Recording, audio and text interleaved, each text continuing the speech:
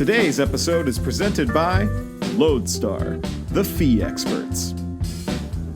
Hi everyone and welcome to Lodestar's Lending Leaders. My name is Elena Gardner and today we're at IMB and we're going to ask some lenders some questions. It's honestly been just a great show so far. We've had great interactions with people, great conversations. Overall, people are feeling hopeful in despite of a downturn in the market, and that is fantastic. And we really hope we keep seeing lenders innovate and change the way that they're doing business to survive this moment in the mortgage space. So we're going to talk to some great leaders today, and it's going to be wonderful. So thank you so much for watching, and it's going to be great.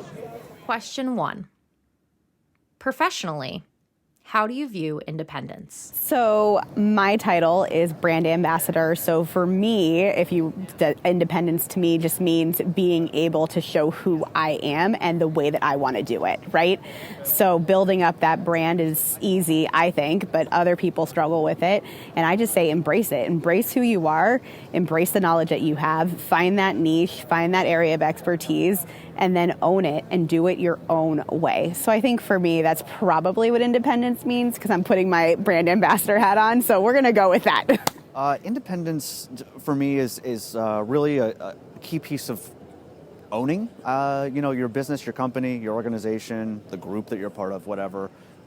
Being able to take the ownership of making the decisions, the changes that you may make, the people that you bring in, the products, the processes, the clients you work with. I mean, everything, top to bottom, really taking control of that and, being independent from other people's decisions for you.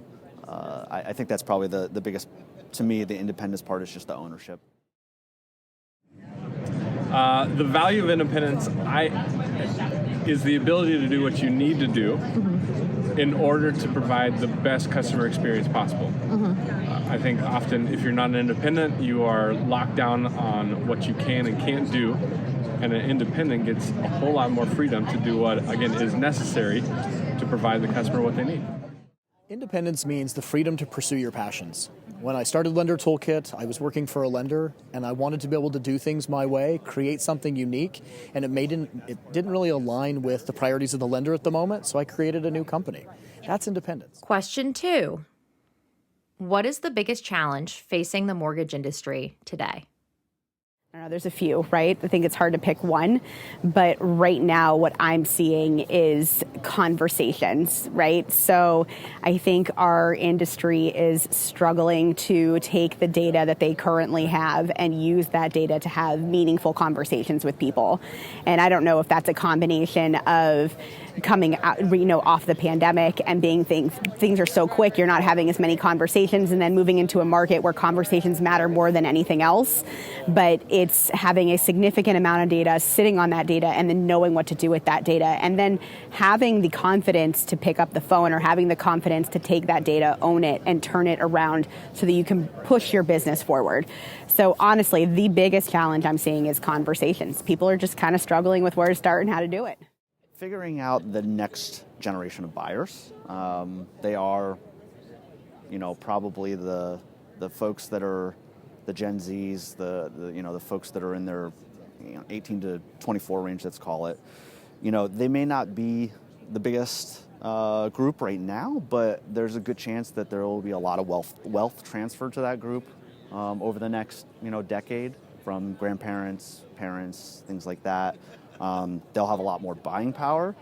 And frankly, with the advent of social media and sharing a lot of the information about, a process to apply for a mortgage and how to get it and how, easy it can be and how a lot of people can qualify. You just have to find the right trusted advisor. So I think really focusing on being that trusted advisor, focusing on that next generation, how to tap into it.